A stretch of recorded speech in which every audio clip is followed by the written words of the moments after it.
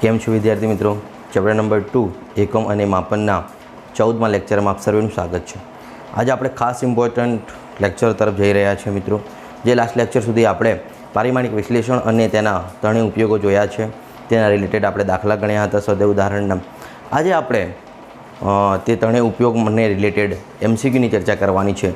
જે આપણી સ્કૂલની પરીક્ષાઓ હોય કે સ્પર્ધાત્મક પરીક્ષાઓ હોય, GNETની જેવી એક્ઝામો, સ્પર્ધાત્મક પરીક્ષાઓમાં આના ઉપરથી MCQ કેવી રીતના પૂછાય છે અને એને કેવી રીતના સોલ્વ કરવા, આપણે તેની રિલેટેડ આજે આપણે વાતો કરવાની છે. તો લાસ્ટ લેક્ચરમાં આપણે પારિમાણિક વિશ્લેષણના ત્રીજા ઉપયોગ અને તેને લગતા દાખલાઓ જોયા અને કેટલાક MCQ પણ જોયા મિત્રો. હવે આપણે જે રહ્યા બાકીના બે ઉપયોગો, પહેલો અને બીજો ઉપયોગ, એના રિલેટેડ MCQ કેવી રીતના પૂછાય છે એની ખાસ ચર્ચા કરવાની છે મિત્રો. એટલે ખાસ ધ્યાન આપજો અને સમજી લેજો. ખૂબ જ મહત્ત્વનું આ લેક્ચર છે. પૂછાતા MCQ છે. આપણી સ્કૂલની પરીક્ષામાં તો આપણે પૂછીએ જ છીએ અને સ્પર્ધાત્મક પરીક્ષા લગતું પણ આના અંદર ઘણું બધું છે મિત્રો. એટલે ધ્યાન આપજો. સૌપ્રથમ આપણે પહેલા MCQથી શરૂઆત કરીએ તો પહેલો MCQ મિત્રો જે છે એની રકમ તમને સ્ક્રીન પર જોવાતી હશે. શું કહેવા માંગે છે રકમ? આની રકમ ખાસ સમજો મિત્રો. રકમ સમજી ગયા તો બધું જ આવડી ગયું. ફિઝિક્સના અંદર રકમ સમજવાનું ખૂબ મહત્ત્વ છે. હું પહેલાં લેક્ચરથી કહેતો આવું છું મિત્રો. રકમનો એક નાનકડો શબ્દ તમને ભૂલ કરાવી શકે છે મિત્રો, યાદ રાખજો. રકમ શું કહે છે જુઓ કે એક ખાસ એકમ પદ્ધતિમાં 10 ગ્રામ, 10 સેન્ટીમીટર અને 0.1 સેકન્ડને દળ, લંબાઈ અને સમયના એકમ સ્વરૂપે લઈએ તો નવી એકમ પદ્ધતિમાં જે તમને આ નવી એકમ પદ્ધતિ આપી છે તેના અંદર બળનો નવો એકમ ખાલી જગ્યા થાય. બળનો નવો એકમ ખાલી જગ્યા થાય. રકમ ફરીથી સમજો. શું કહેવા માગે છે? એક ખાસ એકમ પદ્ધતિ એટલે કોઈ નવી એકમ પદ્ધતિની વાત કરે છે.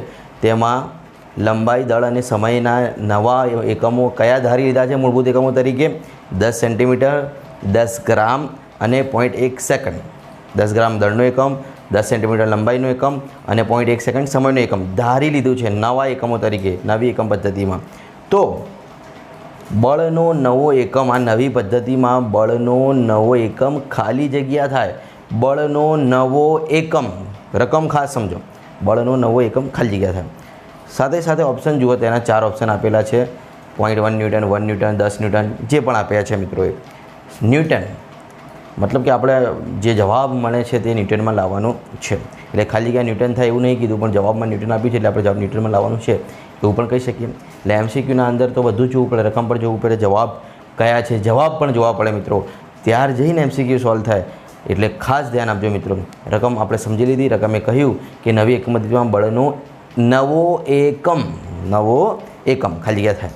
ઓકે, તો ચાલો આપણને ખ્યાલ આવી ગયું કે બે એકમ પદ્ધતિની વાત છે. એટલે પારિમાણિક વિશ્લેષણના પ્રથમ ઉપયોગથી આપણે દાખલો સોલ્વ કરી શકીએ. આપણે આગળના લેક્ચરોમાં જોઈ ગયા છે પારિમાણિક વિશ્લેષણનો પહેલા ઉપયોગને સોલ્વ કરવાની બે પદ્ધતિઓ છે. એક સાદી રીત અને એક સ્ટાન્ડર્ડ સૂત્ર જે આપણે MCQ માટે સ્વીકાર્યું છે, N1 U1 = N2 U2 વાળો એ રીત. બંને રીતથી આપણે દાખલો ગણી શકીએ છીએ. પહેલી રીતથી ગણો તો પણ સરળ બને છે, બીજી રીતથી ગણો તો પણ સરળ છે. ઓકે, આપણે બસ એટલું યાદ રાખ્યું છે કે આપણે જે N1 U1 = N2 U2 વાળી રીત છે એને વધારે ફોલો કરીશું MCQમાં, જેથી ઘણા બધા દાખલા ઘણા પ્રકારના પૂછાય, એના ઉપરથી સોલ્વ થઈ શકે, આપણે કન્ફ્યુઝ ના થઈએ. એટલે મિત્રો આપણે એ સૂત્રથી સોલ્વ કરવાનો પ્રયત્ન કરીએ. તો આપણે સૌપ્રથમ શું કરીએ છીએ કે જે બે પદ્ધતિ આપી છે એના વિશે લખી દઈએ છીએ. તો એક MKS પદ્ધતિ અને બીજી કોઈ નવી પદ્ધતિ આપણે ધારી લીધી છે. હવે MKS પદ્ધતિ પહેલી અંદર તો કંઈ નથી, આપણને ખ્યાલ કેવી રીતના આવ્યો? તો ન્યૂટન એકમ MKS પદ્ધતિનું છે એટલે આપણે પહેલી એકમ પદ્ધતિને કઈ ધારવી પડે? MKS. ઓકે, અને બીજી પદ્ધતિ તો આપણને આપેલી જ છે નવી પદ્ધતિના એકમો. હવે આપણે એના અંદર જે કિંમતો છે N1 U1ની એ મૂકી દઈશું. તો N1 કેટલા ગણવાના? 1 ન્યૂટન. N1 કેટલા ગણવાના મિત્રો? 1 ન્યૂટન. કશું કીધું નથી, ન્યૂટનમાં જવાબ લાવવાનું છે. એટલે કે N1નું મૂલ્ય કેટલું હશે? 1 ન્યૂટન. એ આપણને ખ્યાલ આવવો જોઈએ. N1 = 1 newton. અને આપણે બધા જ જાણીએ છીએ 1 ન્યૂટન એટલે કે 1 કિલોગ્રામ મીટર પર સેકન્ડ સ્ક્વેર, જે MKSમાં મૂલ્ય છે આપણે જાણીએ છીએ. આગળના લેક્ચરમાં પણ આપણે એની ચર્ચા કરી છે. M1 કેટલું થાય? 1 કિલોગ્રામ, કારણ કે 1 ન્યૂટન = 1 કિલોગ્રામ મીટર પર સેકન્ડ સ્ક્વેર છે ને. L1 = 1 મીટર થાય. T1 = 1 સેકન્ડ થાય. એટલે મોસ્ટલી જ્યાં સુધી કશું કીધું ના હોય ત્યાં સુધી પહેલી એકમ પદ્ધતિમાં બધા MLTના મૂલ્યો એક સ્વરૂપમાં જ આવે મિત્રો. નવી પદ્ધતિમાં આપણને N2 આપ્યું છે ના, નવી એકમ પદ્ધતિમાં બળનો એકમ શોધો. આપણને બળનું મૂલ્ય પણ નવી એકમ પદ્ધતિમાં આપ્યું નથી. એટલે N2 બરાબર કેટલું આપણે શોધવું પડશે. M2 10 ગ્રામ આપ્યું છે, L2 10 સેન્ટીમીટર આપ્યું છે અને T2 0.1 સેકન્ડ પણ આપણને આપ્યું છે. ઓકે, આટલી માહિતી આપણે આપણી માહિતી માટે લખીએ છીએ, તમે જાણો છો. નહીંતર હું તો ડાયરેક્ટ સૂત્રમાં કિંમતો મૂકીને પણ જવાબ લાવી શકું છું. હવે પહેલાં એમસીક્યુમાં હું MKS અને નવી પદ્ધતિ આમ બે પદ્ધતિઓ લખી અને સમજાવું છું. હવે નેક્સ્ટ MCQ આપણે ગણીશું તેના અંદર ડાયરેક્ટ કિંમત મૂકતા પણ શીખીશું. એટલે ધીમે ધીમે આપણે અપગ્રેડ થઈશું. ઓકે, તો સૌ પ્રથમ આપણને આ ડેટા લખ્યા પછી શું ખબર હોવું જોઈએ કે જે રાશિની વાત થઈ રહી છે તેનું પારિમાણિક સૂત્ર આવડવું જોઈએ. કારણ કે પારિમાણિક વિશ્લેષણ છે અને પારિમાણિક વિશ્લેષણ એટલે પારિમાણિક સૂત્રની મદદથી ઉકેલ શોધો, જે આપણે શીખ્યું છે. તો બળ નામની રાશિની વાત કરવાની છે, એટલે કે બળનું પારિમાણિક સૂત્ર આપણને ખ્યાલ હોવું જોઈએ. જે યાદ રાખવાનું કહ્યું છે કે F બરાબર m1L1T-2, જે બળ Fનું પારિમાણિક સૂત્ર છે m1L1T-2, જે તમને યાદ પણ હશે. ઓકે, હવે શું કરવાનું, તો N1U1 બરાબર N2U2નો જે સૂત્ર છે, જે તમને યાદ રાખવાનું કહ્યું છે સૂત્ર, N1U1 બરાબર N2U2 પરથી જે સૂત્ર આપણે મેળવ્યું છે, જે તમને કહ્યું હતું કે મિત્રો જો તેની જે ડિસ્ક્રિપ્શન છે, જે તેનું સોલ્યુશન છે એ યાદ ના રહે તો ચાલશે, પરંતુ આ સૂત્ર યાદ રાખજો, એવું તમને આગળના લેક્ચરમાં હું કહ્યું છે. તો સૂત્ર હું ડાયરેક્ટ લખું કે સૂત્ર શું છે, તો N2 બરાબર N1 M1/M2 L1/L2 T1/T2 આવું હતું ને. ABCને અહીંયા હું ડાયરેક્ટ પરિમાણની કિંમત મૂકીને લખ્યા છે. A એટલે કે Mના પરિમાણ, B એટલે કે Lના પરિમાણ અને C એટલે કે Tના પરિમાણ. હું ડાયરેક્ટ પરિમાણ મૂકી દીધા છે, જે તમને ખ્યાલ આવે કે જે આપણા પારિમાણિક સૂત્રના પરિમાણ છે એ જ ABC અહીં લખવાના છે. ઓકે, હવે કિંમતો મૂકીએ. N2 તો આપણે શોધવાનો છે, N1 આપણને આપ્યું છે 1 ન્યૂટન, એટલે મૂકી દીધું. એટલે મિત્રો જુઓ, આ ડેટા જે આપણે લખીએ છીએ શા માટે લખીએ છીએ, તો સૂત્રમાં કિંમત મૂકવામાં આપણે સહુલિયત રહે, સરળતા રહે એટલા માટે. જો તમે વધારે સારી રીતે રકમને સમજી ગયા છો, તમારે ડેટા લખવાની જરૂર નથી. તમે પરીક્ષામાં બેસ્યા છો, ટાઈમ ઓછું છે, તો ડાયરેક્ટ કિંમત મૂકતા આવડે તો રફમાં તમે ગણતરી કરીને જવાબ લાવી શકો છો. એના અંદર કોઈ ચિંતા કરવાની જરૂર નથી. તો M1 શું છે મિત્રો, 1 કિલોગ્રામ છે મિત્રો. M2 શું છે, 10 ગ્રામ, મૂકી દીધું. એકમો સાથે કિંમત મૂકવાની. L1 શું છે, 1 મીટર. L2 શું છે, 10 સેન્ટીમીટર. તે જ પ્રમાણે T1 શું છે, 1 સેકન્ડ અને T2 શું છે, 0.1 સેકન્ડ. ઉપર જે ABC પરિમાણ હતા 1 1 - 2, જે બળના પરિમાણ છે એ એમના એમ. આ ઘાત લખવાની ભૂલવાની નહીં. કેટલાક વિદ્યાર્થીઓ ઉતાવળમાં ભૂલી જાય છે, પછી જવાબ ખોટો આવે છે. એટલે ઘાત લખવાની ભૂલવાની નહીં, એ ખાસ યાદ રાખજો મિત્રો. ઓકે, હવે તો સાદું રૂપ છે, સિમ્પલ. તો N2 બરાબર 1 ગુણ્યા 1 કિલોગ્રામ છે, નીચે ગ્રામ છે, બંને એકમો સરખા કરો તો તમને કીધેલું જ છે મિત્રો કે મોટામાંથી નાના તરફ જવાનું. તો કિલોગ્રામ એ મોટો એકમ છે, તો ગ્રામ નાનો એકમ છે, તો કિલોગ્રામને ગ્રામમાં ફેરવીએ તો 1 ગુણ્યા 10^3. એક તો હતો જ કિલોગ્રામ એટલે કે 10^3. 1 કિલોગ્રામ એટલે કે 1000 ગ્રામ એટલે 10^3 કહેવાય ને, સિમ્પલ. ઉપર જે ઘાત છે એમની એમ ગુણ્યા 1 મીટર છે, નીચે 10 સેન્ટીમીટર છે, એટલે મીટરને હું શું કરીશ, સેન્ટીમીટરમાં ફેરવીશ. તો 1 મીટર બરાબર 100 સેન્ટીમીટર એટલે કે 10^2. ખ્યાલ આવશે. ઉપર જે ઘાત છે એમની એમ 1 સેકન્ડ અને ભાગ્યા 0.1 સેકન્ડ. આને તો કશું કરવાની જરૂર નથી, બંને સેકન્ડ એકમમાં જ છે. પણ ઉપર જે ઘાત -2 છે એ લખવાની ભૂલવાની નહીં. ઓકે, હવે સાદુરૂપ આપીએ તો N2 બરાબર 1 નો 1 છે ગુણ્યા 10^3 છે, નીચે 10 છે, એટલે કે 1 ઘાત ઉડી જશે. તો ઉપર કેટલી ઘાત વધશે, 2. 2 ગુણ્યા 1, 2 જ લખી શકાય. મલ્ટિપ્લિકેશનનું છે ને એમનું એમ મિત્રો. અહીં 10 છે એટલે કે 10ની 1 ઘાત કહેવાય, અને અહીં 10ની 2 ઘાત છે એટલે 1 ઘાત કેન્સલ થાય એટલે વધે શું, 10. ઉપર 1 જ છે ને, 10 એકા 10, 10ની 1 ઘાત એટલે કે 1 ગુણ્યા 1 1 જ થાય. Okay, simple. ગુણ્યા 1/0.1 કેલ્ક્યુલેટરમાં કરશો મિત્રો તો જવાબ 10 મળશે અને 10ની -2 સિમ્પલ. આટલી વાત છે. ઓકે, હવે જે ઉડતું તો એવડાવી દઈએ. આ -2 છે, આ +2 છે, તો વધ્યું શું, ફક્ત 10. તો N2 બરાબર 10 ન્યૂટન. N2 બરાબર 10 ન્યૂટન. આ જવાબ મને કોનો મળ્યો, તો N2 નવી પદ્ધતિમાં બળનું મૂલ્ય. કેટલાક વિદ્યાર્થીઓ આટલા સુધી લખી, આટલા સુધી સોલ્યુશન કરી અને છોડી દેશે. જો કે આ MCQમાં જવાબ ઓપ્શનમાં આપેલો હોય 10 ન્યૂટન, એટલે આવી ગયું એમ કરીને ટીક કરીને આગળ. પણ મિત્રો ખોટું, રકમ તમે બરાબર સમજી નથી એમ કહેવાય. રકમે બળનું મૂલ્ય નથી પૂછ્યું. તમે રકમ ફરીથી જુઓ. રકમ શું કહે છે, નવી પદ્ધતિમાં બળનો નવો એકમ. નવો મૂલ્ય નથી કીધું મિત્રો, નવી પદ્ધતિમાં બળનો નવો એકમ શોધો. આપણને જે કહ્યું હોય એ જ શોધવું પડે ને. 10 ન્યૂટન ઓપ્શનમાં જવાબ છે, એટલે ટીક કરીને આગળ વધી જાવ તો એ ખોટું કહેવાય. આપણને જે રકમમાં કહ્યું છે કે બળનો નવો એકમ શોધો, તો મિત્રો એકમ શોધવું પડશે. તો આ નવી પદ્ધતિમાં મૂલ્ય મળી ગયું તો એકમ મળી જ જવાનું છે. સામાન્ય સૂત્ર N1U1 બરાબર N2U2. એમાં N1 શું કહેવાય, 1, U1 શું કહેવાય, ન્યૂટન. N1 અને N2 શું હતા, મૂલ્યો. U1 અને N2 શું હતા, એકમો. આપણે મળ્યા છે.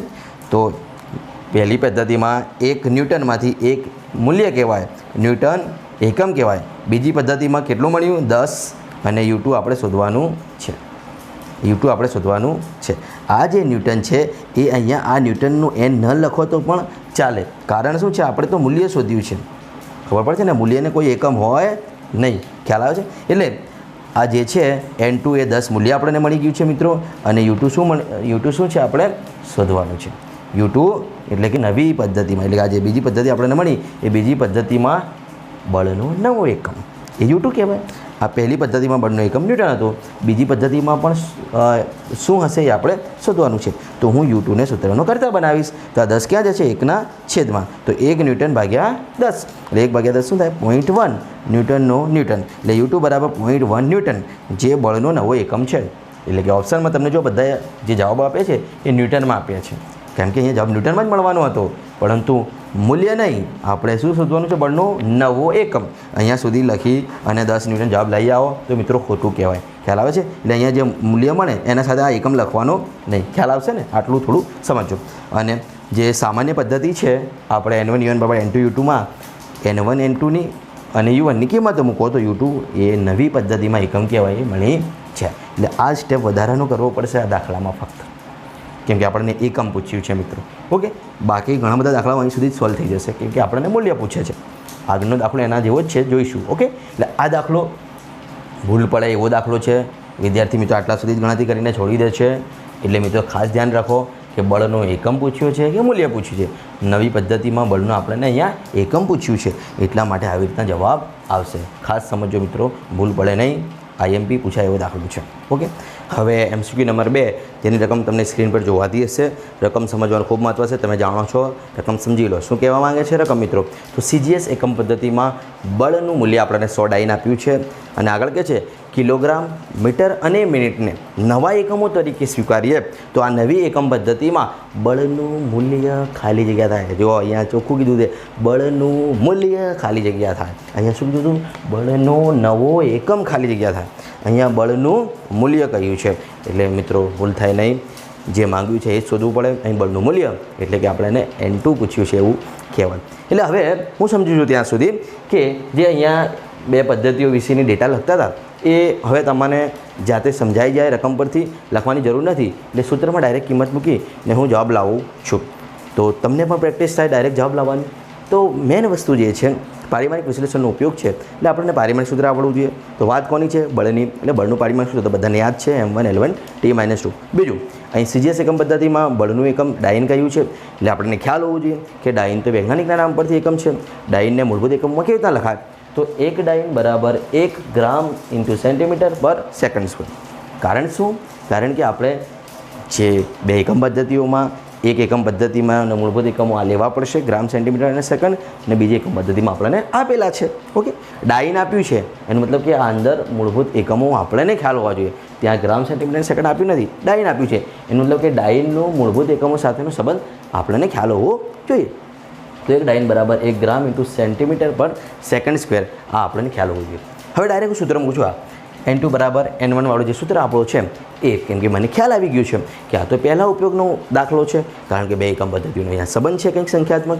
તો N2 બરાબર N1 × M1/M2 raise to A, L1/L2 raise to B અને T1/T2 રેઝ ટુ C જે છે એમાં A, B, C ના પરિમાણ હું પહેલાંથી જ લખી દીધા, કેમ કે બળની વાત છે, મને ખબર છે. બળનું પારિમાણિક સૂત્ર M1 L1 T-2 એટલે કે 1 1 -2. ઓકે, MCQ હું ડાયરેક્ટ સ્ટેપ બચાવી શકું છું, ડાયરેક્ટ સોલ્વ કરી શકું છું. ચલો, N2 આપણે શોધવાનું છે. નવી એકમ પદ્ધતિમાં બળનું મૂલ્ય શોધવાનું છે ને. N1 આપણને 100 ડાઈન આપ્યું છે. રકમ સાથે જોજો મિત્રો, રકમને સાથે લઈને કિંમતો મૂકતા જાઓ જેથી પ્રેક્ટિસ થાય. વારે ઘડી આ બધી ડેટા લખવી પડે નહીં. ચાલો, પહેલી એકમ પદ્ધતિમાં કેટલું મૂલ્ય આપ્યું છે? 100 ડાઈન એટલે N1 કહેવાય. મૂકી દીધું. ચાલો, હવે આગળ વાત કરીએ. M1ની કિંમત કેટલી થાય? તો પહેલી એકમ પદ્ધતિના એકમો કયા છે? તો ડાઈન. ડાઈનના અંદર મૂળભૂત એકમો ગ્રામ, સેન્ટીમીટર ને સેકન્ડ. તો ચલો, M1 પહેલી એકમ પદ્ધતિમાં એટલે કે 1 ગ્રામ, L1 પહેલી એકમ પદ્ધતિમાં એટલે 1 સેન્ટીમીટર, T1 પહેલી એકમ પદ્ધતિમાં 1 સેકન્ડ. ઓકે, પહેલી એકમ પદ્ધતિમાં 1 ગ્રામ, 1 સેન્ટીમીટર અને 1 સેકન્ડ. એટલા માટે આ સંબંધ આવડવો જોઈએ. આ ડેટા પણ ના લખવી પડે અને ડાયરેક્ટ તમે કિંમત મૂકી શકો. નીચે છે M2, N2 અને T2 એટલે કે બીજી એકમ પદ્ધતિ. તો બીજી એકમ પદ્ધતિના તો મૂલ્ય આપણે કીધા જ છે. શું કહેવાય છે મિત્રો કે કિલોગ્રામ, મીટર અને મિનિટ. તો M2 માટે 1 કિલોગ્રામ, L2 માટે 1 મીટર અને T2 માટે 1 મિનિટ. ચોખ્ખું જ કીધું છે ને રકમમાં, રકમને સાથે રાખજો. ઓકે, હવે આગળ વધીએ. ઉપર જે પરિમાણો હતા 1 અને -2 એ લખવાનું ભૂલવાનું નહીં. N2 બરાબર 100/100. ફરીથી બંનેના એકમો સરખા કરવા પડે એટલે કહ્યું છે તે પ્રમાણે મોટામાંથી નાના એકમ તરફ જવાનું. અહીં ગ્રામ છે, અહીં કિલોગ્રામ છે એટલે કિલોગ્રામને ગ્રામમાં ફેરવો. અહીં સેન્ટીમીટર છે, મીટર છે, મીટરને સેન્ટીમીટરમાં ફેરવો. આ તો સેકન્ડ છે ને આ મિનિટ છે તો મિનિટને સેકન્ડમાં ફેરવો. ઓકે, તો ચલો 100/100 1 ગ્રામ ભાગ્યા 1 કિલોગ્રામ. કિલોગ્રામને ગ્રામમાં ફેરવીએ મિત્રો તો 10³ ગ્રામ થાય એટલે કે 1000 એટલે 10³ ઉપર જાય તો -3. એક સ્ટેપ બચાવી દીધું. ઉપર 1 ઘાત હતી એમની એમ.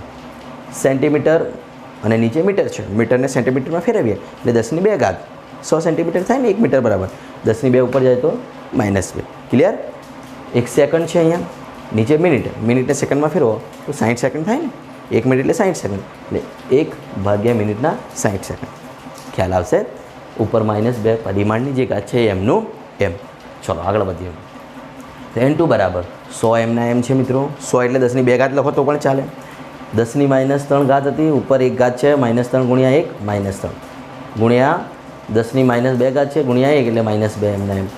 1/60ની -2 ઘાત છે. જુઓ 1/60ની -2 ઘાત છે એટલે કે હું શું કરી શકું, 60 જે છેદમાં છે એને અંશમાં લખું તો -2ના +2 ઘાત થઈ જાય. સાદું ગણિત છે એટલે અહીં એકચ્યુઅલીમાં શું કહેવાય, 60ની +2 ઘાત 3600 થાય. 3600 થાય. હવે 10ની -2 અને આ 100 એટલે 10ની +2 શું થઈ ગયા, કેન્સલ આઉટ. એટલે 10ની -3 ગુણ્યા 3600.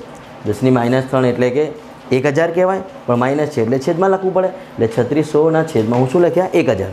-3 ઘાત છે એટલે 1000 કહેવાય ને, પણ માઇનસ છે એટલે છેદમાં લખવું પડે. એટલે 3600/1000 તો જવાબ મળે 3.6. N2 એટલે કે બીજી એકમ પદ્ધતિમાં બળનું મૂલ્ય મળી ગયું. એટલે જે દાખલો, આ દાખલો તો એના જેવો જ, પણ જો આને ડેટા સાથે લખ્યું તો કેટલો મોટો થયો અને આને ડાયરેક્ટ રકમમાંથી સમજીને કિંમતો મૂકી તો 2-4 સ્ટેપમાં પતી ગયું. એટલે આપણે ને રકમ સમજી એના અંદરથી N1 N2 M1 L1 T1 N2 L2 T2 ની કિંમતો કઈ છે એ ખ્યાલ આવે તો ડાયરેક્ટ તમે કિંમતો મૂકીને જવાબ લાવી શકો છો. એટલે રકમ સાથે તમારો તાલમેલ કેવો છે એ તમારી સ્પીડને વધારશે.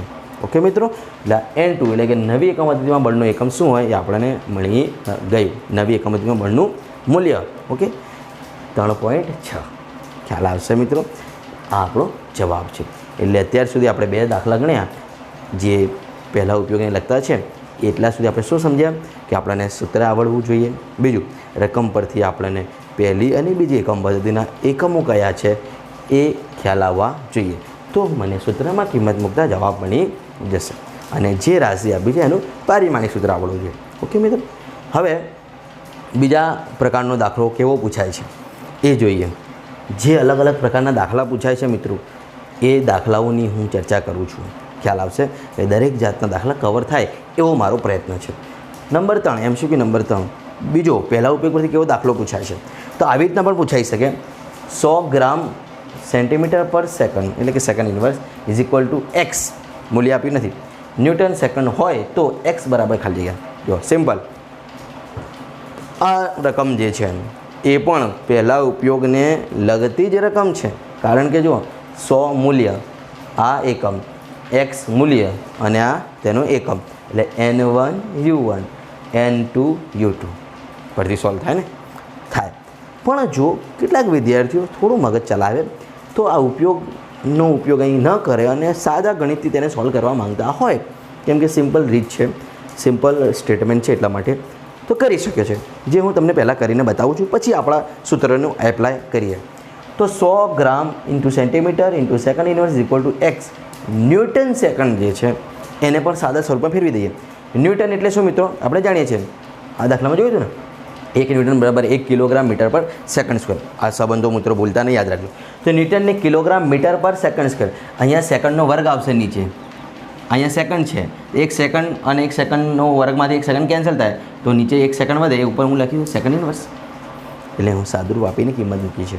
તમે જાતે સમજી શકો છો કે ન્યૂટન એટલે કિલોગ્રામ મીટર પર સેકન્ડ સ્ક્વેર. નીચે જે સેકન્ડ સ્ક્વેર હતું એનાથી આ એક સેકન્ડ કેન્સલ થયું, એટલે એક સેકન્ડ નીચે વધી છે, ઉપર આવ્યો તો સેકન્ડ ઇન્વર્સ. તો બંને બાજુ હું મૂળભૂત એકમો સ્વરૂપે જવાબ લાવ્યો. હવે મારે તો એક્સ શોધવું છે, તો હું શું કરીશ? સાદા ગણિતથી પહેલાં સોલ્વ કરીએ છીએ. આ પદ એમનું એમ, અહીંયા CGS પદ્ધતિ છે, અહીંયા MKS પદ્ધતિ છે, તો બંને બાજુ સમાન પદ્ધતિ ફોલો કરીએ. તો હું અહીંયા MKSને CGSમાં ફેરવી દઉં, મતલબ કે કિલોગ્રામને અહીં ગ્રામ છે તો ગ્રામમાં ફેરવી દઉં, અહીં મીટર છે તો અને અહીં સેન્ટીમીટર છે તો મીટરને સેન્ટીમીટરમાં ફેરવી દઉં, સેકન્ડ તો સેકન્ડ છે, કોઈ ચિંતા કરવાની જરૂર નહીં, બંનેમાં સેમ. આ પદ એમનું એમ, એક્સ એમનું એમ, કિલોગ્રામને ગ્રામમાં ફેરવો એટલે 10⁻³ મીટરને સેન્ટીમીટરમાં 10⁻², અને સેકન્ડ એમનું એમ. તો જો બંને બાજુ હવે યુનિટ સરખા થઈ ગયા, બંને બાજુ યુનિટ સરખા થાય તો જ કેન્સલ થાય અને એક્સ મળે, એટલે આપણે સરખા કરીએ. ફરીથી આ પદ એમનું એમ, 10⁻³ છે, 10⁻² છે, એટલે 3 ને 2 કેટલી થશે? 10⁻⁵. યુનિટ ગ્રામ, સેન્ટીમીટર અને સેકન્ડ ઇન્વર્સ. હવે હું જોઉં તો બંને બાજુ યુનિટ સરખા છે, તો એક્સ મને મળી જશે, ઇઝીલી મળી જશે. હવે હું એક્સને સૂત્રનો કરતા બનાવું છું, 10⁻² ભાગ્યા છેદમાં જાય ને, એટલે કે 10⁻⁵. યુનિટ્સ બંને બાજુથી કેન્સલ, એટલે 10⁻² ભાગ્યા 10⁻⁵ નો ભાગાકાર કરીએ એટલે 10⁻⁵ ઉપર જાય તો 2 - 5 એટલે -3. એક્સ બરાબર 10⁻³ કેમ કે 5 છેદમાં છે, ઉપર જાય તો -5, 2 - 5 -3, એટલે એક્સ બરાબર 10⁻³ આ એક મેથેમેટિકલ પદ્ધતિથી ઇઝી વેથી આપણે શોધ્યું કે ભાઈ કેવી રીતના એક્સની કિંમત મળે. સાદા ગણિતથી આપણે શોધ્યું છે. બંને બાજુ યુનિટ સરખા કર્યા અને જે ઘાત ઉડતી હતી ઉડાવી દીધી અને આપણને એક્સની કિંમત મળી ગઈ. આ સિમ્પલ વે છે. પરંતુ આપણે તો જો આપણા પારિમાણિક વિશ્લેષણની જે રીત છે એનાથી સોલ્વ કરવું છે તો થશે, એ પણ સિમ્પલ છે. આ તો એક સાદા ગણિતની વાત કરી, ઇઝી સ્ટેટમેન્ટ હતી એટલા માટે. બિલકુલ સરળ રકમ છે, વિદ્યાર્થીઓને ખ્યાલ આવી જાય એટલા માટે. ઘણી બધી એવી રકમો છે જે આગળ આપણે MCQ ચર્ચા એમાં આવી રીતે ના સોલ્વ થઈ શકે, એટલે આપણે બંને પદ્ધતિઓની ખ્યાલ રાખવાનું મિત્રો.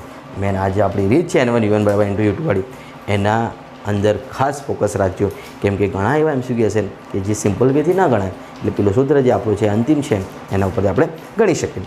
તો હું એ બંને પદ્ધતિ આપી છે, સરળ રીત, હવે આપણી ઉપયોગવાળી પારિમાણિક વિશ્લેષણના ઉપયોગવાળી રીત.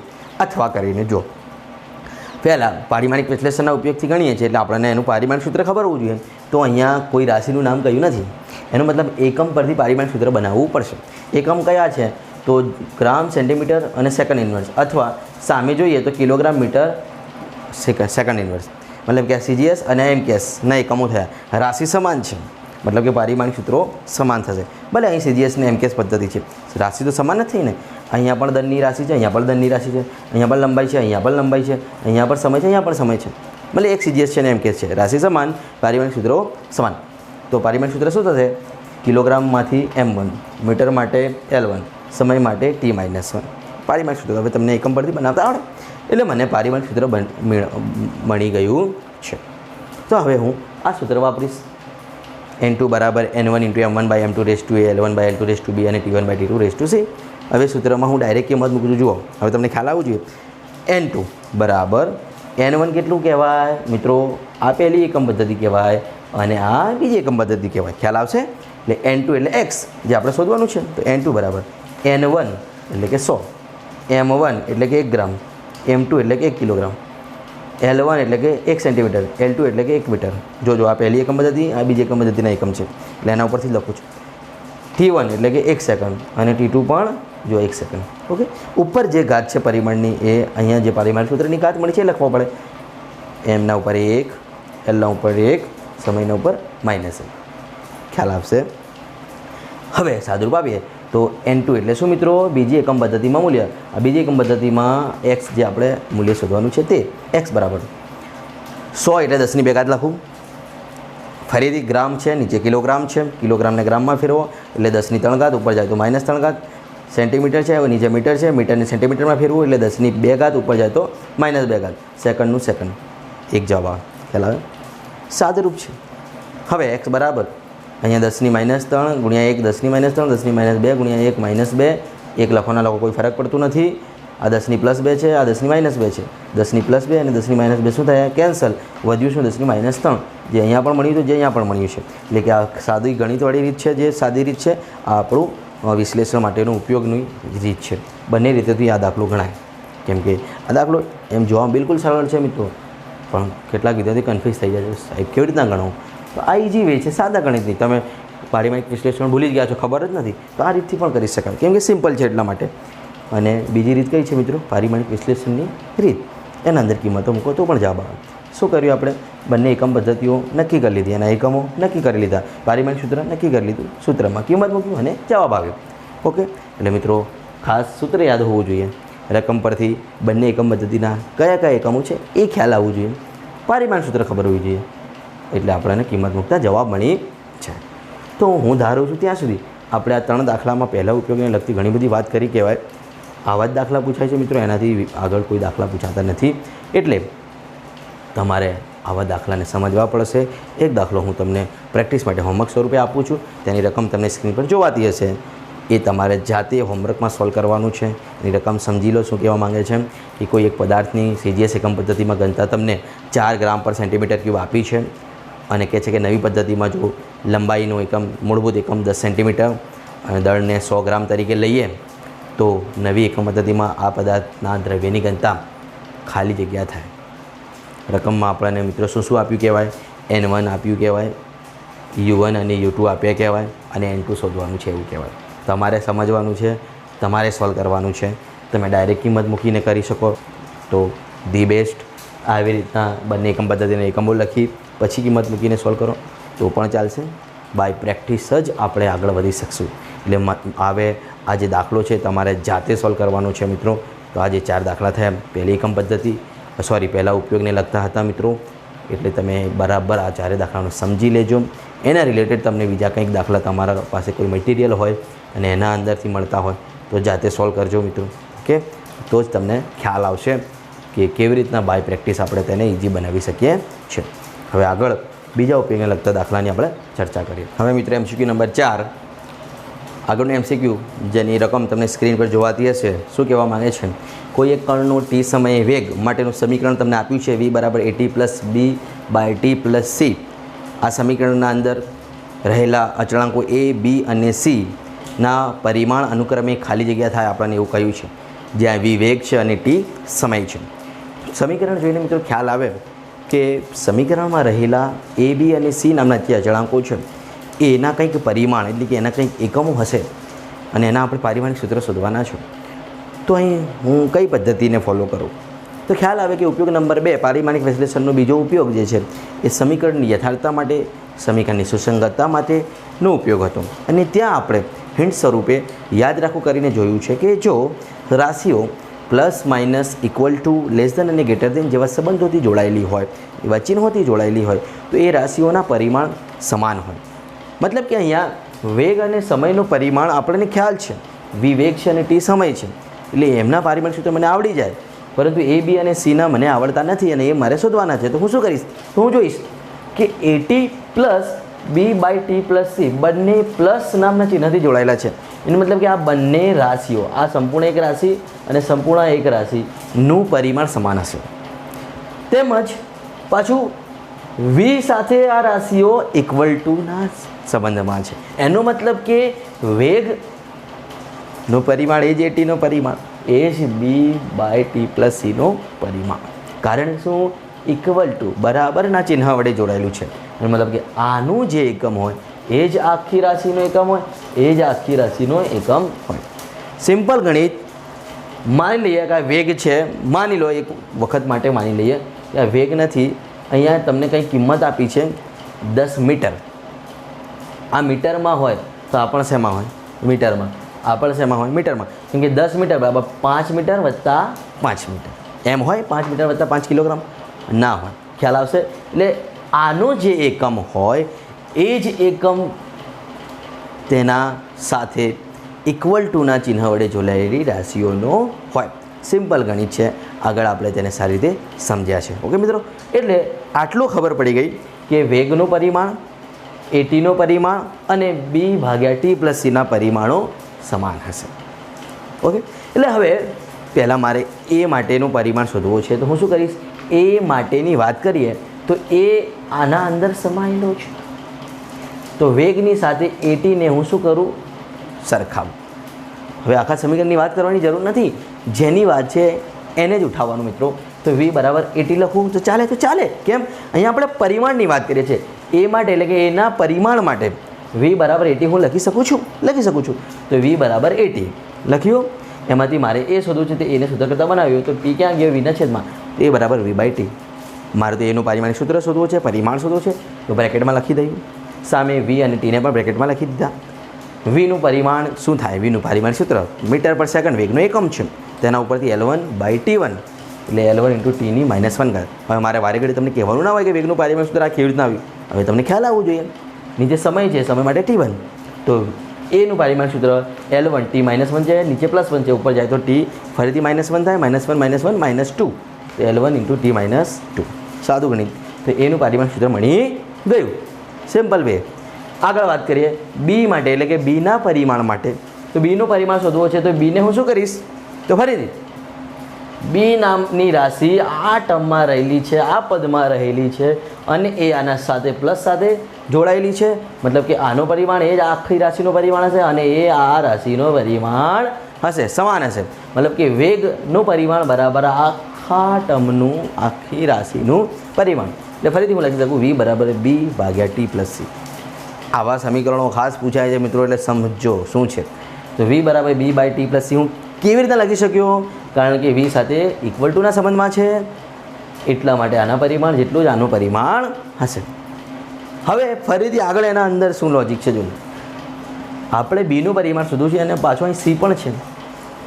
એનું પણ પરિમાણ શોધવાનું છે, જે અત્યારે આપણે જાણતા નથી. પણ જુઓ, t અને c બંને સરવાળામાં છે, t + c. મતલબ કે tનું પરિમાણ હશે એ જ cનું પરિમાણ હશે. પરિમાણની વાત છે, એટલે કે હું t લખું કે c લખું ચાલે. તો હું t લખું છું b/t. c ને શું કર્યું? કેન્સલ. કેમ કે t અને c ના પરિમાણ કેવા છે? સમાન. અહીંયા મૂલ્યોની વાત નથી, એટલે ગભરાવાની જરૂર નથી. પરિમાણની વાત છે ચોખ્ખું. બીના પરિમાણ માટે, પરિમાણ શબ્દ હું અહીં લખ્યો નથી, પણ સમજવાનું છે. બીનું પરિમાણ આપણે શોધી રહ્યા છીએ. પરિમાણ એટલે એકમની વાત થઈ રહી છે. એકમમાં મૂલ્ય આવે નહીં. એટલે t + c. તો ટીનો એકમ અને સીનો એકમ સરખો છે, એટલે કોઈ પણ એકનો એકમ લખું તો ચાલે. હું ટીનો એકમ લખું છું, સીને શું કર્યું? કેન્સલ. કેમ કે બંનેના એકમો કેવા હોય? સમાન. કેમ કે બંને પ્લસથી જોડાયેલા છે. ઓકે, એટલે b/t. તો v બરાબર b/t મળ્યું. એમાંથી હું બીને સૂત્ર કરતા બનાવું તો આ t સામે જાય, b બરાબર vt. બીનું પરિમાણ સૂત્ર શોધવા માટે vનું પરિમાણ સૂત્ર L1 t -1, સ્મોલ t નું t1. એટલે શું થાય? t -1 ને +1 કેન્સલ, એટલે L1 એ બીનું પરિમાણ સૂત્ર છે. ઓકે, ફરીથી કહું છું મિત્રો, તમે ક્યાં અટવાતા હશો? સાહેબ t + c ની જગ્યા પર તમે t કેમ લખ્યું? તો મિત્રો અહીંયા આપણે પરિમાણની વાત કરી રહ્યા છે, મૂલ્યોની વાત કરી રહ્યા નથી. tનું પરિમાણ સૂત્ર એ જ cનું પરિમાણ સૂત્ર થાય, કારણ કે બંને પ્લસથી જોડાયેલા છે. t સમય હોય તો સમયમાં સમય જ ઉમેરી શકાય. મતલબ કે આ 5 સેકન્ડ હોય તો આ કંઈક 2 સેકન્ડ કે 4 સેકન્ડ ગમે તે હોય, પણ સેકન્ડમાં હોય. એટલે આ પણ સમય છે અને આ પણ સમય છે, કેમ કે પ્લસ વડે જોડાયેલા છે. અને જો એકમોની વાત થઈ રહી હોય, પરિમાણની વાત થઈ રહી હોય, તો ટીનું પરિમાણ લખો કે સીનું પરિમાણ લખો, સરખું જ છે. એટલે જે જાણતા હોય એનું લખીએ. ઓકે, અત્યારે સીનું જાણતા નથી, એ શોધવાનું છે. હવે શોધીશું. જુઓ, અને t + c હોવાથી, હવે સીના પરિમાણ માટે વાત કરીએ છીએ. t + c હોવાથી ટીનું પરિમાણ એ જ સીનું પરિમાણ થાય. મતલબ કે સીનું પરિમાણ એ ટીનું પરિમાણ થવાથી t1, એટલે સીની કિંમત પણ આપણને મળી ગઈ છે. ખૂબ જ ઇઝી દાખલો છે એમ, પણ જો સમજ્યા ના, ખ્યાલ ન આવે તો શું કહેવા માગે છે તો ભારે લાગશે. સિમ્પલ બીજા ઉપયોગને હું અહીંયા ઉપયોગ કરેલો છે, કશું જ કર્યું નથી. જે રાશિઓ પ્લસથી જોડાયેલી હોય, જે રાશિઓ માઇનસથી જોડાયેલી હોય, એમના પરિમાણ સમાન હોય, અને ઇક્વલ ટુથી જોડાયેલી હોય એમના પરિમાણ પણ સમાન હોય. આપણે આગળ ચર્ચ્યું છે, એનો જ ઉપયોગ કર્યો છે, બીજું કશું કર્યું નથી. ખાસ ધ્યાન આપજો. આગળનો દાખલો જે છે MCQ નંબર 5, એ પણ ખાસ મહત્વનું છે. એની રકમ તમને સ્ક્રીન પર જોવાતી હશે. શું કહેવા માગે છે? એક સમીકરણ આપ્યું છે p + a/v² બરાબર θ/v × b અથવા તો b × θ/v. તો આ સમીકરણમાં a અને b અચળાંકો હોય તો એનું પારિમાણિક સૂત્ર શોધો. જ્યાં p દબાણ છે, v કદ છે, θ નિરપેક્ષ તાપમાન છે. આપણે આવું કહ્યું છે. a અને b અચળાંકો છે, એમાંથી ફક્ત એનું પારિમાણિક સૂત્ર શોધે એવું કહ્યું છે. મિત્રો રકમ સમજી લો, બરાબર વિચારી લો, પછી આપણે આગળ વધીએ. ચલો, આપણે શું કહ્યું છે? એનું પરિમાણ, એનું પારિમાણિક સૂત્ર. તો અહીં એ માટે, એટલે કે એના પારિમાણિક સૂત્ર માટેની વાત કરવાની છે. એનો મતલબ કે એ ક્યાં રહેલું છે? તાર્યું p + a/v² માં એ રહેલું છે. એમાં p દબાણ છે, રકમમાં કહ્યું. v કદ છે, રકમમાં કહ્યું. દબાણ અને કદ છે, એટલે કે આપણે એના સૂત્ર જાણીએ છીએ, એનું પારિમાણિક સૂત્ર બની જશે. એ ખબર નથી અને એ શોધવાનું છે, મતલબ કે આ પદને જ હું સોલ્વ કરી લઉં, મને આખા સમીકરણની જરૂર નથી. જેની વાત હોય એ ક્યાં રહેલું છે એ જ જોવાનું. તો p + a/v² પરથી હું શું લખી શકું કે દબાણ p + a/v² નામની રાશિ પ્લસથી એટલે કે સરવાળાને જે નથી જોડાયેલી છે એનો મતલબ દબાણ અને આખા પદનું પારિમાણિક સૂત્ર સમાન હશે કેમ કે એ પ્લસથી જોડાયેલા છે. ઓકે, તો હું શું લખી શકું, પીનું પારિમાણિક સૂત્ર એ જ a/v²નું પારિમાણિક સૂત્ર એટલે p = a/v². અહીંયા કોની વાત થઈ રહી છે, પરિમાણની. તો p = a/v² એટલે અહીં માઇનસ નહીં લખું. તમે કહો કે સાહેબ p = a/v² તો માઇનસ ના આવે, ના મિત્રો અહીંયા પરિમાણની વાત થઈ રહી છે, મૂલ્યોની નહીં, તો પ્લસ માઇનસ લખવાની જરૂર છે નહીં. પીનું પારિમાણિક સૂત્ર એ જ a/v²નું પારિમાણિક સૂત્ર થશે કારણ બંને પ્લસથી જોડાયેલા છે. તો p = a/v². એમાંથી પણ મને કોની જરૂર છે, એની. તો એને સૂત્ર કરતાં બનાવ્યું તો આ v² સામે ગયા તો p v². ઓકે, બંને બાજુ પારિમાણિક સૂત્ર માટે બ્રેકેટ કરી લઈએ. એ બ્રેકેટમાં p બ્રેકેટમાં v બ્રેકેટમાં પણ ઉપર વર્ગ છે એટલે ભૂલવાનું નહીં, લખવાનું લખી દો. હવે ફક્ત વાત રહી દબાણ અને કદના પારિમાણિક સૂત્ર મૂકીએ તો એનું પારિમાણિક સૂત્ર મળી જાય. તો વોટ ઇઝ ધ પ્રેશર, દબાણ શું છે, તો p દબાણ p નું સૂત્ર તમે 10માં ક્યાંક ભણ્યા છો, p = f/a. આ સૂત્ર છે દબાણનું, p = f/a. એના પરથી પારિમાણિક સૂત્ર બનાવતા આવડવું જોઈએ, બધું આપેલું ના હોય. તો p = f/a માં f નું પારિમાણિક સૂત્ર તમે જાણો છો, m1 L1 T - 2. એનું પારિમાણિક સૂત્ર એટલે કે ક્ષેત્રફળ L2 થાય એટલે બનાવો તો શું થઈ જાય, m1 L - 1 T - 2. જાતે બનાવજો, દબાણનું p = f/a પરથી આ આવશે. ઓકે, એટલે સૂત્ર ખબર હોય તો પારિમાણિક સૂત્ર બની જ જવાનું છે. દબાણનું સૂત્ર p = f/a ખબર હોવી જોઈએ. આવી ગયું છે 10માં. v શું છે, કદ. કદનું પારિમાણિક સૂત્ર શું થાય, કદનું સૂત્ર આવડે, LBH લંબાઈ ગુણ્યા પહોળાઈ ગુણ્યા ઊંચાઈ એટલે કે લંબાઈનો ઘન, એ પણ ચાલે.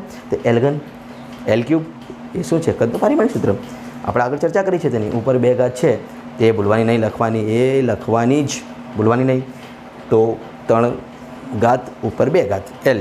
ઓકે, તો એ બરાબર હવે 3 × 2 કેટલા થાય, 6. અહીંયા કેટલા છે, -1. 6 - 1 કેટલા થાય, 5. બાકી બધું એમનું એમ, m1 એમનું એમ, t - 2 એમનું એમ, કારણ કે આગળ કોઈ m અને tના પરિમાણ નથી. Lની -1 છે અને Lની 3ની 2 ઘાત એટલે 3 × 2 6. 6 માંથી -1 જાય એટલે 5. m1 L/5 t/-5. આ એનું પારિમાણિક સૂત્ર છે. સિમ્પલ સાદુરૂપ છે. હવે આવા સાદુરૂપ તમે જાતે આપતા શીખો મિત્રો, ખ્યાલ આવશે. મેન સમજવાનું કેટલું હતું, તો આટલું જ સમજવાનું હતું કે p + a/v² માંથી એનું પારિમાણિક સૂત્ર મારે જોઈએ છે. આખો સમીકરણની અહીંયા કોઈ જરૂર નથી, મને ફક્ત જરૂર કોની છે, તો એ માટેની વાત કરવી છે. તો ફક્ત આટલો જ પદ જોઈશ કારણ કે અહીંયા p પણ હું જાણું છું અને v પણ હું જાણું છું. આ બંનેમાંથી કોઈ એક ન જાણતો હોત તો પાછો આખો સમીકરણ જોવો પડતો, પણ હું અહીંયા જાણું છું. રકમમાં કહ્યું છે કે p દબાણ છે અને v કદ છે, તો બસ એના સૂત્રો મને આવડી જશે. તો આ બંને રાશિઓ પ્લસથી જોડાયેલી હોવાથી પરિમાણ સમાન હશે, સરખાવી અને એને સૂત્ર કરતાં બનાવીને જવાબ લાવ્યો. ઓકે, દાખલો કેટલો સિમ્પલ ગણતરીમાં છે, સમજવામાં એટલું નથી. સમજતી વખતે આપણે ખાસ ધ્યાન આપવું પડે કે સાહેબ શું કરી રહ્યા છે. ઓકે, તો જ આવડશે મિત્રો. એટલે આ જે હતું એ ઉપયોગ નંબર 2 પરથી દાખલો હતો. હવે આગળ MCQ હું આપું છું, એના જેવો જ MCQ આપું છું. હવે મિત્રો MCQ નંબર 6 જે છે એની રકમ તમે જુઓ, સ્ક્રીન પર જોવાતી હશે, જે 5મા MCQથી મળતી આવે છે મિત્રો. સમજવાનું છે શું કે છે રકમ. એક સમીકરણ આપણે આપ્યું છે p + a/v² × v - b = RT. આ સમીકરણના અંદર p દબાણ છે, v કદ છે, t નિરપેક્ષ તાપમાન છે અને આપણે કહ્યું છે a અને b અચળાંકો હોય તો a/b, a/b એટલે કે a અને b નો ગુણોત્તરનું પારિમાણિક સૂત્ર શોધો. મતલબ કે એનું પારિમાણિક સૂત્ર શોધવું પડશે, બીનું શોધવું પડશે, બંનેનું ગુણોત્તર લઈશું તો આપણને a/b નું પારિમાણિક સૂત્ર મળી જશે. 5મા MCQમાં જેમ આપણે જોયું તો p + a/v² ત્યાં પણ સેમ જ હતું. એના ઉપરથી એનું પારિમાણિક સૂત્ર આપણે બનાવતા શીખ્યા જ છે, પણ અહીં ફરીથી જોઈ લઈએ અને બીનું પારિમાણિક સૂત્ર આગળથી મેળવી લઈશું. તો જોઈશું કે એનું પારિમાણિક સૂત્ર મારે મેળવવું છે તો પહેલા પદમાં એ રહેલું છે p + a/v² અને એમાં p દબાણ છે અને v કદ છે, આપણને રકમમાં કહ્યું છે. એનો મતલબ કે પહેલો પદ જે છે p + a/v² એ મને એનું પારિમાણિક સૂત્ર આપવા માટે સક્ષમ છે, કારણ કે દબાણ p અને કદ v નો એકમ આપણે જાણીએ છીએ, એનું સૂત્ર આપણે જાણીએ છીએ, એનું પારિમાણિક સૂત્ર આપણને મળી જશે. સાથે સાથે p ની સાથે પ્લસ ચિહ્નમાં a/v² છે. એનો મતલબ કે દબાણનું જે પરિમાણ હોય એ જ a/v² નું પરિમાણ હોય તો આપણને અહીંયા એનું પારિમાણિક સૂત્ર મેળવવું ઇઝી બની જશે. ઓકે, એટલે હું લખી શકું કે અહીં એના પરિમાણ માટે પહેલા પદ પરથી પીનું પરિમાણ એ જ a/v² નું પરિમાણ થાય, કારણ કે બંને સરવાળાના ચિહ્નથી જોડાયેલા છે. જે પણ રહેશે સરવાળા બાદ બાકી અને equal to less than greater than આ બધા ચિહ્નોથી જોડાયેલી હોય એમના પરિમાણ સમાન હોય આપણે એ હિન્ટ તરીકે યાદ રાખ્યું છે. તો પીનું પરિમાણ બરાબર a બાય વી સ્ક્વેરનું પરિમાણ શક્ય છે. ઓકે, મારે એમાંથી એની જરૂર છે તો એને હું સૂત્રનું કરતા બનાવીશ. વી સ્ક્વેર સામે જશે એટલે પી વી સ્ક્વેર. ઓકે, અહીં હું જ્યારે ડિટેલમાં લખ્યું કે પરિમાણ શબ્દ વાપર્યો એટલે તમને ખ્યાલ આવે. ઓકે, ન વાપરો તો પણ ચાલે, પી બરાબર a બાય વી સ્ક્વેર લખો તો પણ ચાલે, વાત પરિમાણની થઈ રહી છે, ઉપર આપણે લખી દીધું છે. ઓકે, હવે મારે પરિમાણ સૂત્ર શોધવું છે એટલે બ્રેકેટમાં લખીશ, પીને પણ બ્રેકેટમાં લખીશ, વીને પણ બ્રેકેટમાં લખીશ, પણ ઉપર જે વર્ગ છે એ લખવાનું ભૂલવાનું નથી, એ ખાસ યાદ રાખવાનું છે કારણ કે વર્ગ સૂત્રમાં છે. ઓકે, હવે દબાણનું પારિમાણિક સૂત્ર આપણે બનાવતા શીખ્યા 5મા MCQમાં કે પી બરાબર એફ બાય દબાણનું સૂત્ર છે. એમાં એ એફ બળ છે, એ ક્ષેત્રફળ છે એટલે બળ ભાગ્યા ક્ષેત્રફળ પરથી એનું પારિમાણિક સૂત્ર બને m1L-1 T-2. હવે પારિમાણિક સૂત્ર બનાવતા તો તમને આવડે જ છે એટલે અહીં તમે વ્યવસ્થિત ટ્રાય કરજો, પ્રેક્ટિસ કરજો અને સૂત્ર બનાવજો. કદ વી માટેનું પારિમાણિક સૂત્ર L³ થાય, આપણે જાણીએ છીએ કે આજનું સૂત્ર એટલે L³ થશે. અને ઉપર વર્ગની જે ઘાત છે એ લખવાનું ભૂલવાનું નહીં. હવે એનું પારિમાણિક સૂત્ર બનાવવા માટે અહીંયા સાદુરૂપ આપું તો 3 × 2 6, Lની 6 ઘાત છે, અહીંયા Lની -1 ઘાત છે, એક બાદ થઈ એટલે 5 વધે. બાકી M અને Tના પરિમાણ એમના M1 T-2, કેમ કે આગળ M અને Tમાંથી અહીંયા M અને T નથી, ફક્ત L છે. તો 3 દુ 6, 6 ને 1માંથી બાદ એટલે 5 વધે. આ એનું પારિમાણિક સૂત્ર જે આગળ પણ બનાવ્યું ને અહીંયા પણ બનાવ્યું. ઓકે, 5મા MCQમાં પણ આટલું પૂછ્યું હતું, 6ઠ્ઠા MCQના અંદર આટલું તો પૂછ્યું છે. આગળ વાત બીજી કરી છે કે A બાય B એટલે કે બીનું પણ પારિમાણિક સૂત્ર શોધીને ગુણોત્તર લો. હવે બીનું પારિમાણિક સૂત્ર શોધવા માટે હું શું કરીશ, બીનું પરિમાણ શોધવું છે એના માટે હું ફરીથી સૂત્રને જોઈશ. સૂત્રમાં બી ક્યાં છે તો કે બીજા પદમાં એટલે ગુણાકારમાં રહેલું છે, v માઇનસ બી. હવે જો બીનું પરિમાણ જોઈએ તો હું જોઉં આખા સૂત્રને જોયા વગર હું આટલો જ પદ જોઉં, v માઇનસ બી માં v અને b બંને તફાવત એટલે કે બાદબાકીના સંબંધમાં છે. એનો મતલબ એ થાય કે જે વીનું પરિમાણ હોય એ જ બીનું પરિમાણ હોય. આપણે હિન્ટ યાદ રાખી છે, સરવાળા બાદબાકી equal to less than greater than. અહીંયા કયું છે બાદબાકી એટલે વી અને બીની બાદબાકી છે. એનો મતલબ જે વીનું પરિમાણ હોય એ જ બીનું પરિમાણ હોય. ખ્યાલ આવે છે? 10 મીટરમાંથી 2 મીટર બાદ કરી શકાય, 5 મીટર બાદ કરી શકાય, પરંતુ 5 કિલોગ્રામ 2 કિલોગ્રામ આ બાદ કરી શકાય નહીં. મતલબ કે પરિમાણ કેવું હશે, સમાન હશે. ઓકે, હવે બીના પરિમાણ માટે હું લખી શકું v માઇનસ બી જે આપેલું છે એના ઉપરથી કે જે બીનું પરિમાણ હોય એ જ વીનું પરિમાણ હોય. એટલે કે જે વીનું પરિમાણ આપણે જાણીએ છીએ એટલે કે વીનું પરિમાણ આપણને મળી જાય. તો બીનું પરિમાણ મારે શોધવું છે એટલે પારિમાણિક સૂત્ર લખીશ. વીનું પરિમાણ એટલે કે એનું પારિમાણિક સૂત્ર L³ થાય, એના એકમ પરથી મીટર ક્યુબ એનો એકમ છે એટલે કે L³ લખીશ એટલે m0 L³ T0. ઓકે, એટલે હવે મને બીનું પારિમાણિક સૂત્ર મળી ગયું m0 L³ T0. તેને હું એની સાથે લખી દઉં કારણ કે મને એ ભાગ્યા બી એ અને બીનો ગુણોત્તર માંગ્યો છે, બંને અલગ અલગ માંગ્યા નથી એટલે એક સ્ટેપ વધારાનું લખવું પડશે કે હવે એ ભાગ્યા બીનું પરિમાણ અથવા તો એનું પારિમાણિક સૂત્ર કેવી રીતના મેળવી શકાય તો એનું આપણે મેળવી લઈએ ઉપર, બીનું અહીંયા મેળવી લીધું, બંનેની કિંમત મૂકીશ અને હું શું કરીશ, ભાગાકાર કરીશ. તો a બાય બી બરાબર mની 1 ઘાત, કેમ કે નીચે 0 છે, Lની અહીંયા નીચે 3 ઘાત, ઉપર જાય તો -3, 5 ઓછા 3 2 ઘાત વધશે, Tની નીચે 0 છે એટલે વધશે શું T-2 એટલે M1 L2 T-2. આ a બાય બીનું પારિમાણિક સૂત્ર થાય. ખ્યાલ આવશે?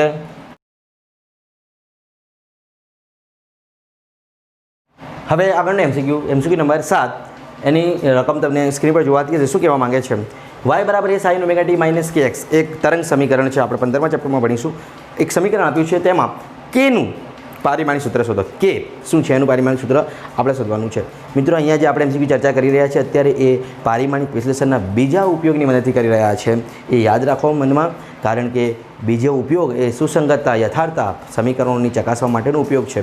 અને અહીંયા તેના ઉપરથી પારિમાણિક સમીકરણોનો ઉપયોગ કરી અને આપણે કેવી રીતના કોઈપણ રાશિ શોધીએ છીએ એ ખાસ સમજવાનું છે. આવા દાખલા પૂછાય છે વારંવાર, એટલા માટે એના રિલેટેડ દાખલા અહીંયા લીધા છે. આવો પણ દાખલો પૂછાઈ શકે, કોઈ તરંગ સમીકરણ આપ્યું છે અને કહે છે કે કેનું પારિમાણિક સૂત્ર શોધો.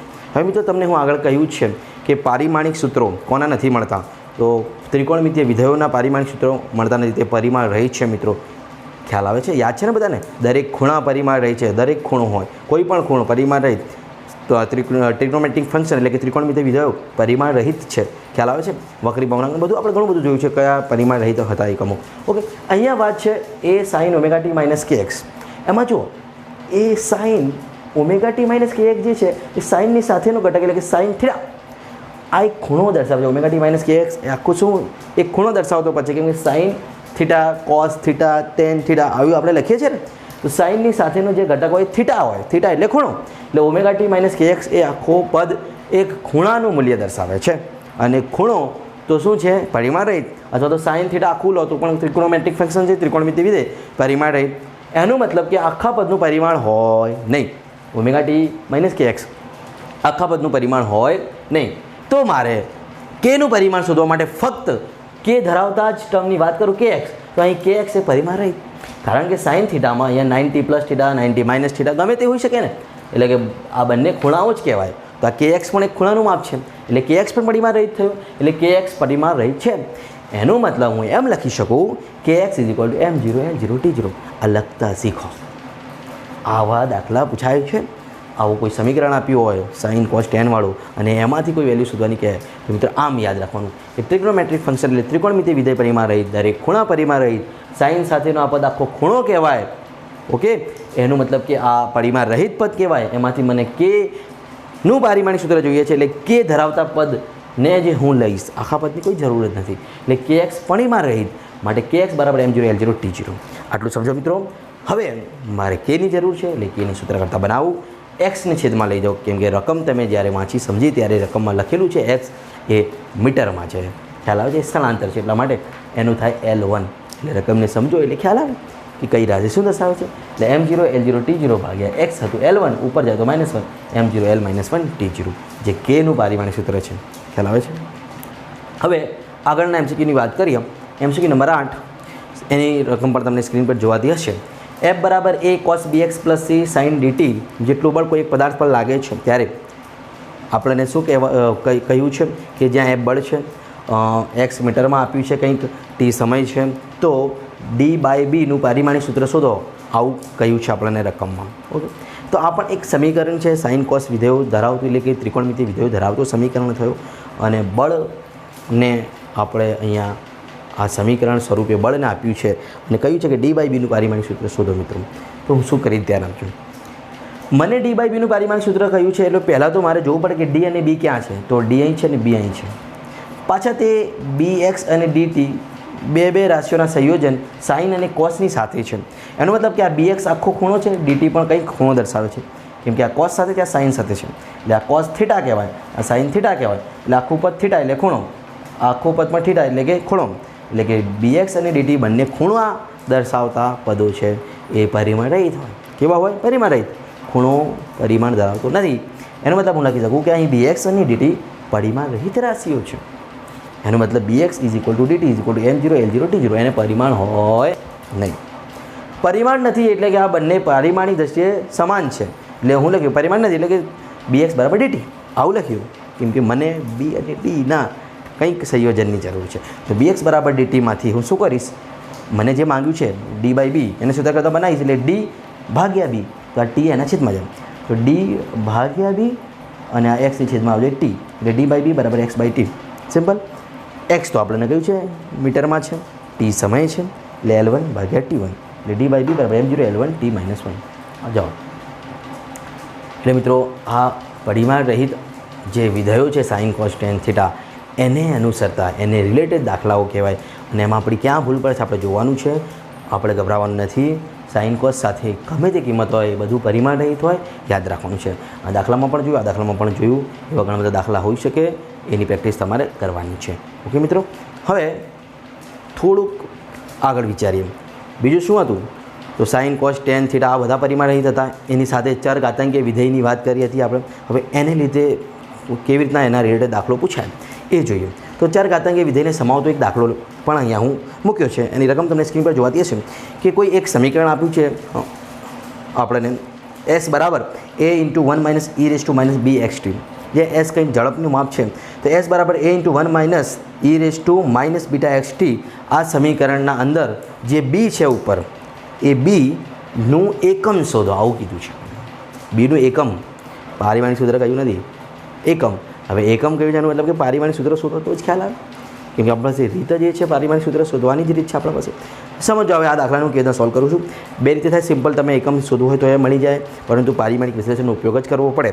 જો આપણે જોઈએ આખા સમીકરણમાંથી મારે કયા પદની જરૂર છે, તો B ક્યાં છે? તો એક્સપોનેન્શિયલ ટર્મમાં ચર ઘાતાંકીય વિધેય છે, e−2−bxt આ પદમાં બી રહેલું છે અને એ ચર ઘાતાંકીય વિધેય કહેવાય, કેમ કે એક્સપોનેન્શિયલ ટર્મ છે.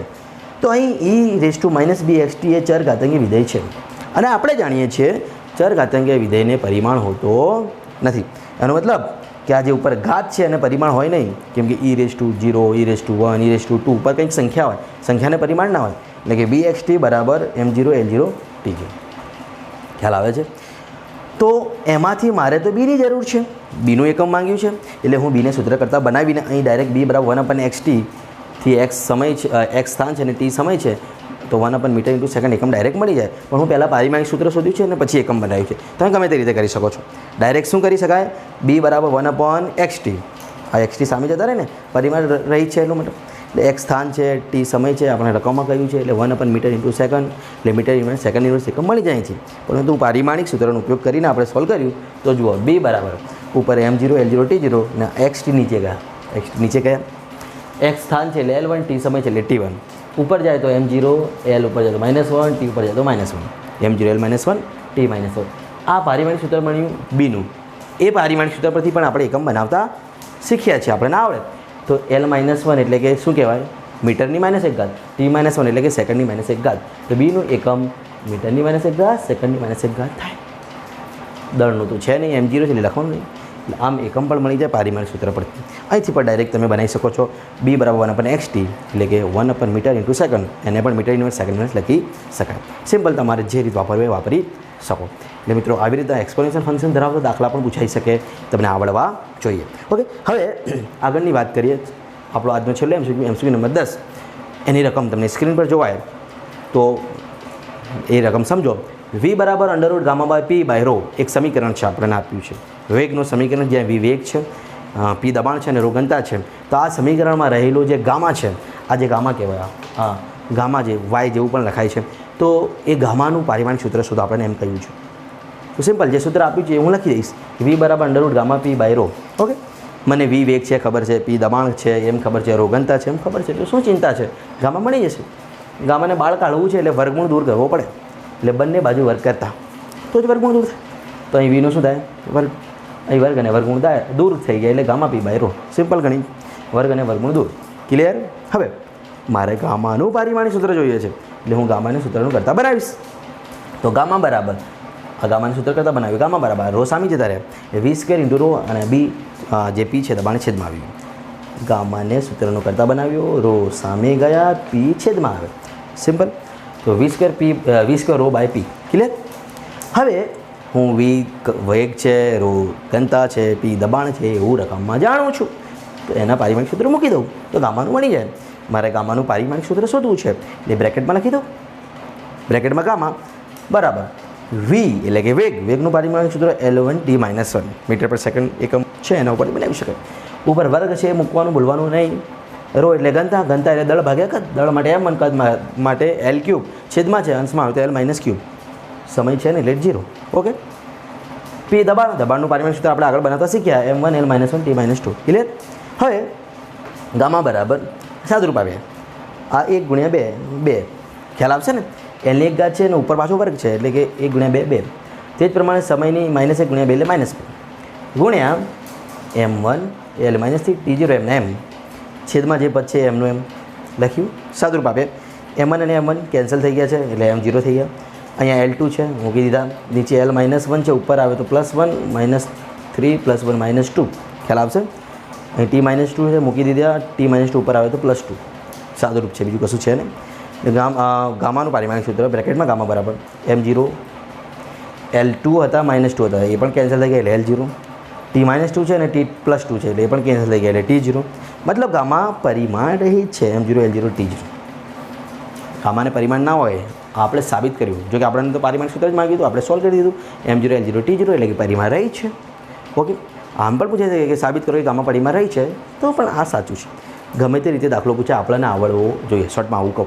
ઓકે, એટલે આજે આપણે જે MCQ જોયા છે એના અંદર મિત્રો આપણે પારિમાણિક વિશ્લેષણના ઉપયોગને લગતા ઉપયોગો જે હતા 3 એમને લગતા MCQ જોયા મિત્રો. જે બધા MCQ પૂછાય છે સ્પર્ધાત્મક પરીક્ષાઓમાં, આપણી સ્કૂલની પરીક્ષાઓમાં કેવી રીતના MCQ, કયા MCQ પૂછાઈ શકે છે, એ બધા જ MCQ હું કવર કરવાનો પ્રયત્ન કર્યો છે.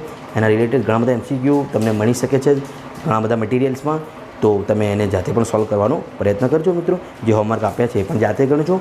ક્લિયર? એટલે આ બધા દાખલા આવી રીતના પૂછાય છે. ખાસ ધ્યાનથી તમે એને સમજો, ભણો અને એના રિલેટેડ દાખલાઓની પ્રેક્ટિસ કરો. ઓકે, પ્રેક્ટિસથી જ આવડે ફિઝિક્સ, એમને એમ આવડે નહીં. એક દાખલો ગણી લેવાથી ફિઝિક્સ આવડે નહીં મિત્રો, આપણે પ્રેક્ટિસ કરવી પડે. ઓકે, આજના લેક્ચરમાં આપણે આટલું રાખીએ છીએ. હવે આપણે આગળ મળીશું.